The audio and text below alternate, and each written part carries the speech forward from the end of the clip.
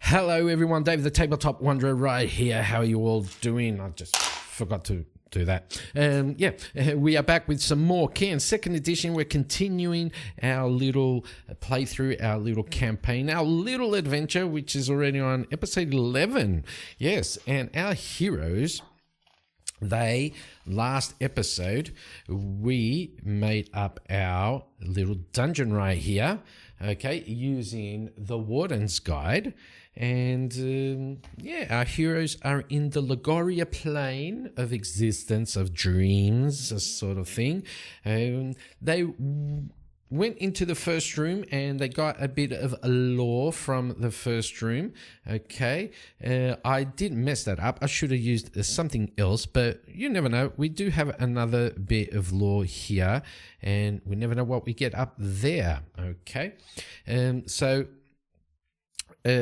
our characters, they walked into the second room, and the second room said it was a monster. So I went around looking to see what we could find that would fit the monster for this room, because the monster said it was a shapeshifter and it was trapped inside.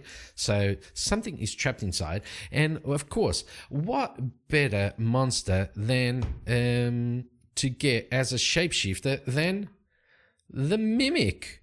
Malicious shapeshifters, the name is right there. Malicious shapeshifters that take on the form of inanimate objects commonly found in dungeons. They remain motionless while in disguise, surprising anyone that comes near. The mimic's saliva is extremely sticky and difficult to remove. Alchemists will pay up to 150 GP for even the smallest vial. We gotta remember that. We gotta remember that. So yeah, what better thing than a mimic to get in our first room, who is actually a shapeshifter? Yes, that was pretty easy. And what we get up there, here we shall see if we do get there. Okay, so our characters, they walked into the room, right? And let me just get my notebook, put that over there. And they are in the room right here. And the room continues with all these stone walls around them. And there's a table and there's some chairs and things like that. You know, common things that you would find in an underground kingdom of dwarves. You know, everything's sculpted beautifully. There's a stone statue of a dwarf in one corner, looking very, very regal with his battle axe, like he's holding the battle axe like that. And our characters walk in and they start looking at everything, and Nalthor says, "Yes, without a doubt, this is, without a doubt, the location of my ancestors' lost kingdom. As you can see, the sculpting of these stones, only dwarves can do this. This is this is amazing." And Leda and Jean, they're circling around the room, and so is Beric and Light, but Light as always has his hand on his sword ready just to bring it out at whatever. And they all start looking at the statue, and Jean says, "There's something about that statue that's not right." And Nalthor says, "What? Are you implying that my ancestors could not carve such a majestical statue of that nature?" And Leda says, "Yeah, like, I don't know. Something's off. There's something off about it. Let's see. What can we do?" I'm going to say that I want to see if anyone has anything useful Oil count, no, not really. Forest spirit, no. Okay. I'm going to say that Jean, she is cautious. She is cautious. So I'm going to see if she actually wants to check more on that statue, because she's a bit weary. She's got her doubts about the statue. So we'll do will. So 13 or less. Yes, she does. She looks at the statue. She goes, yeah, I'm not liking that statue. I'm not liking the statue whatsoever. Now, what does she do? She is going to get her knife. She has a serrated knife. She takes out her knife and she walks up slowly to the statue. And as she gets there, she swings at the statue, and Alpha screams out, "No!" And as she swings, the statue comes to life. The statue's head, the helmet, falls off, revealing this massive mouth of teeth, this swirling tongue. The statue just gets up and goes straight for Jean. But without further ado, let me just do one thing. I'll be right back. Okay then, I had to move stuff around so you wouldn't see the glare or the reflection of my light. So we have our dice tower on the other side of the table. Yay! Got our battle map right here. We have our characters here. So up front we have Nalthor with Light and Jean right there. And coming up behind is Beric. You know what? Let's change Beric. No, that's how it is. That's how it is. And we got Beric and Leda right here. And we have our Mimic there. So yeah, I went and I wrote all their stuff down. So it's all right here next to me. Okay, and let's get on with it, shall we? So the Mimic, he transforms himself. The stone helmet comes out, and he's like gaping mouth, full of sharp teeth. Oh, and let's not forget that Jean is right here. She was the one that hit the Mimic. So what we're going to do now, let's see. So the Mimic transformed, and I'm going to see if Jean, using her dex, if she can she got surprised and she jumped back away from him. No, she didn't. She got a 5. She did not. She needed 13 or less, so she stayed there. And so the Mimic is going to go straight for her, and he's going to try and hit her. So not trying, he's going to hit it. Let's see how much. The Mimic does a D8 with his bite. Where's my D8? I just saw it. Here we go. 6 points of damage to Jean, and she is completely out. So, bam, that takes 3 of her HP and another 3 of her strength. And Jean he chomps down at her. And she goes down. And Beric and Light scream out, Jean! Jean! Okay, now Nalthor, he's not a warrior or anything. He's just gonna, oh no, I'm out of here. And he runs back down this way. Now, let's see. I'm going to say that Light runs straight for the guy. 1, 2, 3, 4, 5, 6. But he only gets here next to Jean. And then 1, 2, 3, 4, 5, 6. And 1, 2, 3, 4, 5, 6. And Jean is, we'll just turn her around like that so we know that she's, well, we know she's down. Okay. And now the Mimic, he is quite, they are quite shifty, aren't they? So let's see. He sees that Jean is down. And he's going to run around here and he's going to try and bite, because he saw that Light was going straight for him.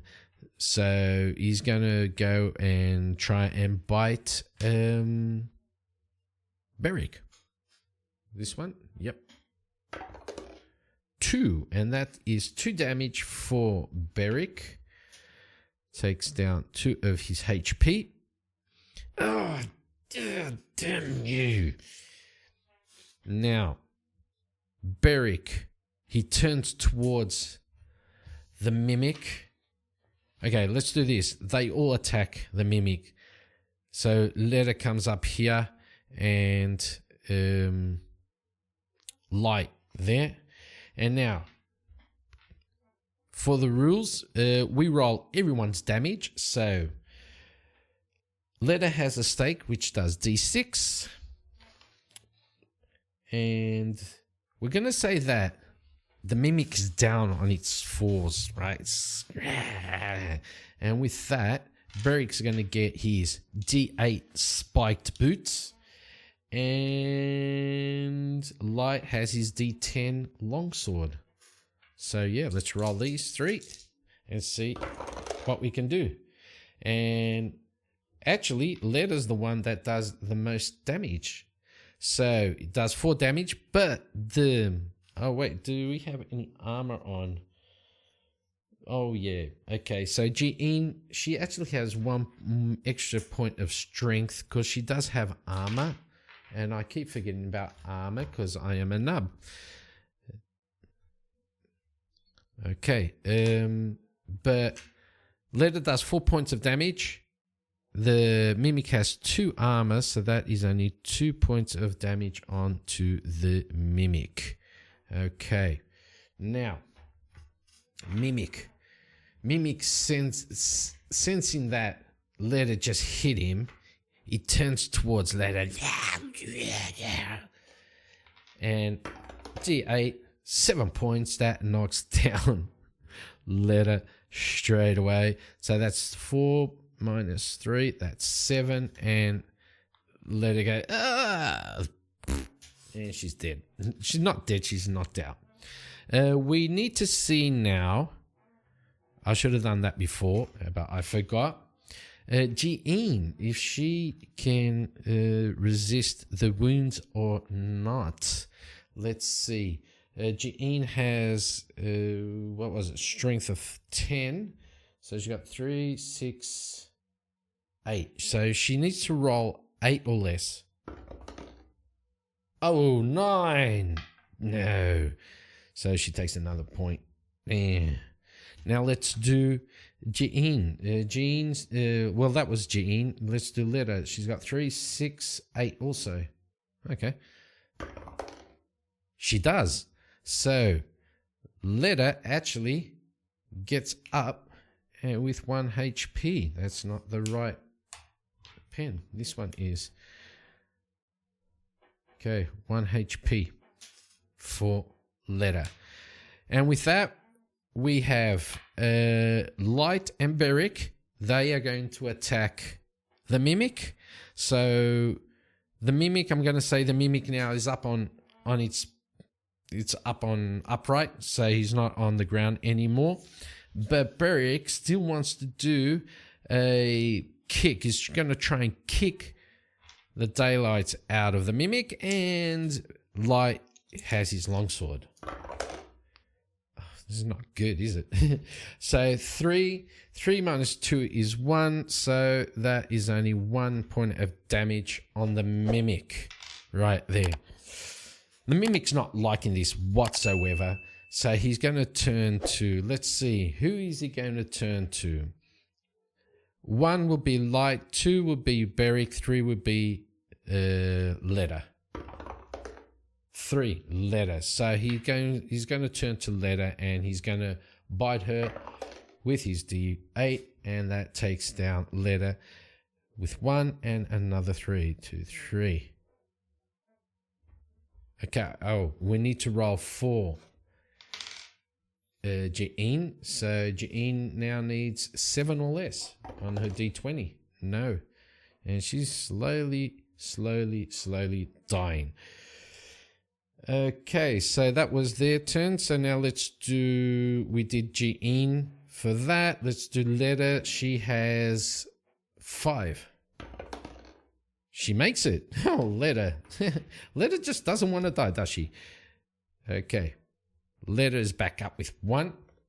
She's like she's cannon fodder at this time. And Beric and Light, they are both going to attack the Mimic. Beric's going to try to kick it with his spiked boots, and Light has his longsword, and he actually does 7 points of damage onto the Mimic. So that's 3, 6, and that is enough to finish off the Mimic right there.